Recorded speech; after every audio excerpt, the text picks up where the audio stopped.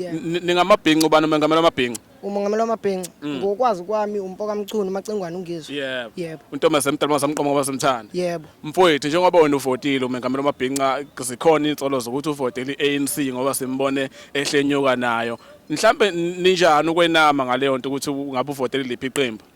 Yabona kuyinkinga kakhulu ukuthi uvotele iANC ngoba nje iANC alukho ushintsho ezolenza ngokubuka kwami. Ngoba manje iyabheda nje kahle kahle ubaba lo Ramaphosa ayikho nje into afika nayo engcono.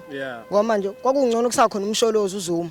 Yikho ukubona kwami ke lokho. Ngamanye amazwi bekufanele avotele iMK. Yebo mina bengithi akavotele iMK ngoba umsholozi ingaba nalo ushintsho olukhulu futhi ngoba laba bekade bebehola imali noma bekuthiwa uyisonto umhla ka1 kodwa lo baba welokhuzana wekhala elikhulu uRamaphosa ayahluleka nje izinto ziyamhlula nje impela ziyamhlula. Ubaba wekhala elikhulu? Ziyamhlula ubaba wekhala elikhulu ziyamhlula.